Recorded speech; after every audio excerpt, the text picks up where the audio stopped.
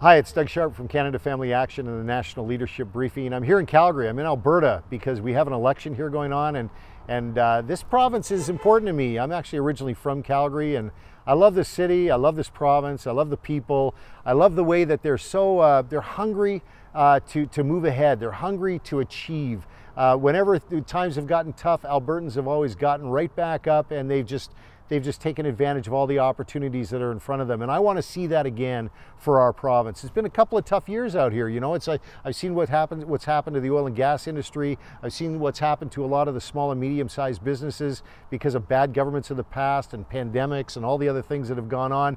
But you know what? This province is ready to respond. This province, given the opportunity, is going to just get on out there and do what it does best again, but it needs an opportunity to do that. And that's why I'm here, because I care about Alberta, and I see those opportunities are not going to come with an NDP-led government. The reality is, if you check history, and I'm not making this stuff up, you could go online and do your own research, but I've been around in politics for a while, and left-leaning NDP governments and Liberal governments have always sucked the life out of prosperity.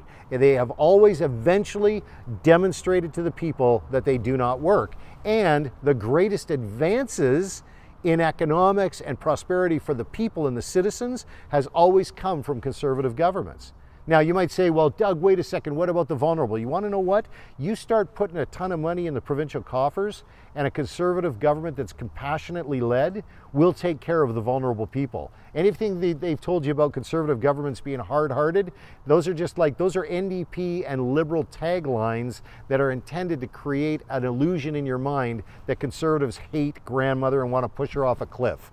But the reality is they love grandmother, and they love all of the people that need the government's help. So this is the reality that you're in, is you got a choice. Now, some people are fooling around with this idea about how they want to just make their point. They want to get out there and go, wait a second, I got wronged. I got wronged before. I'm mad at Jason Kenney. I'm mad at Daniel Smith. I don't like the color blue that they chose for the logo. You know, whatever your offense is that might lead you to make one of the worst decisions of your life about voting NDP and calling yourself a protest vote person, don't do it. Don't do it. That's so dangerous. Especially right now. That's so dangerous to imagine that somebody would risk an NDP-led government so that you could get that 1 millisecond of satisfaction when the pencil hits the X and you put the X in the wrong spot.